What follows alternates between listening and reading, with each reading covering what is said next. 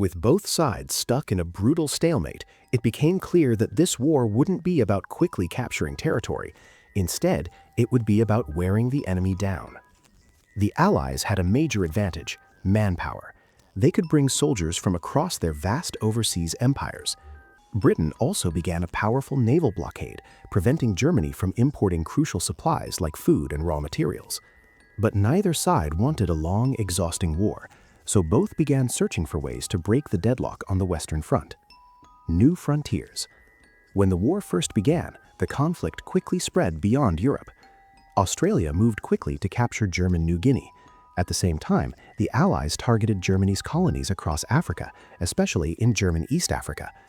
Local Africans were recruited by both sides as soldiers and porters, leading to massive suffering and a tragic loss of life among native populations.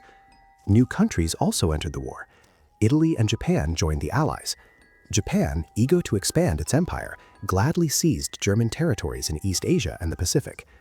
Italy's case was more complicated. Before the war, Italy had been allied with Germany and Austria-Hungary, but tensions between them had been growing. When the Allies promised Italy pieces of Austrian territory, Italy switched sides.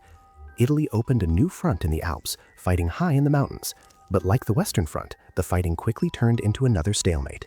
The Ottoman Empire joins. The Central Powers gained a new ally, the Ottoman Empire.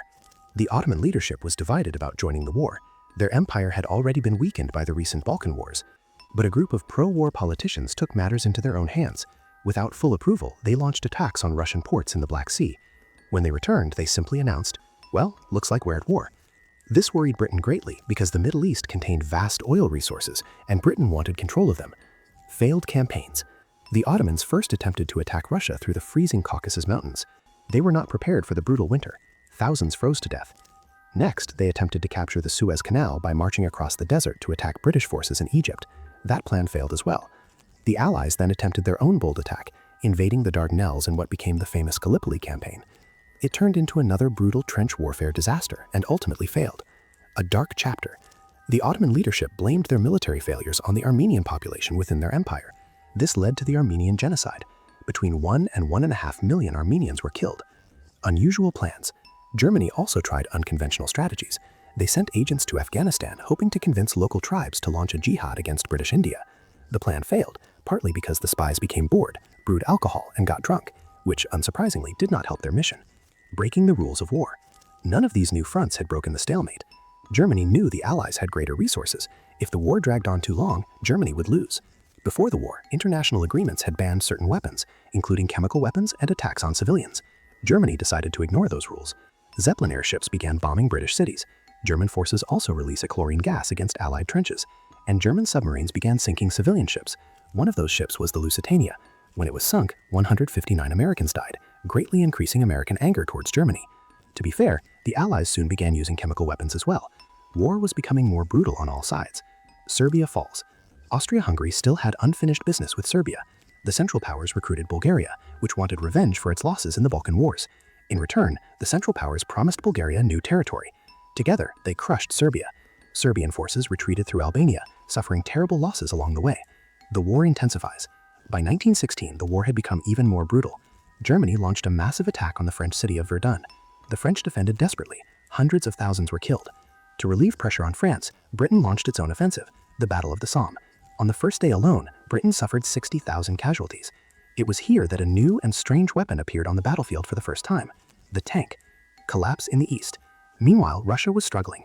Their army lacked supplies and equipment. In 1917, revolution broke out in Russia. The Tsar was overthrown. Soon after, the Bolsheviks seized power and pulled Russia out of the war. Germany could now focus entirely on the Western Front. But there was a new problem. America enters the war. The United States had been selling supplies to the Allies throughout the war and growing incredibly wealthy. Germany feared America joining the war, so Germany sent a secret message to Mexico proposing an alliance against the United States. But the British intercepted the message, the famous Zimmermann telegram, and revealed it to the Americans. That was the final straw. America entered the war. The final push. Germany knew time was running out. American troops were arriving in Europe, so Germany launched one final massive offensive in 1918. At first, they pushed the Allies back, but with each attack, German forces lost more men and resources. Meanwhile, the Allies were growing stronger. When American troops began arriving in large numbers, the Allies launched a huge counterattack. The Central Powers began collapsing. First Bulgaria, then the Ottoman Empire, then Austria-Hungary. Finally, on November 11, 1918, at exactly 11 a.m., Germany surrendered. The aftermath. At the peace treaty, Germany was forced to accept blame for the war, reduce its military, pay enormous reparations. After unimaginable suffering and millions of deaths, the world promised it had learned its lesson, and that such a terrible war would never happen again. For about 20 years,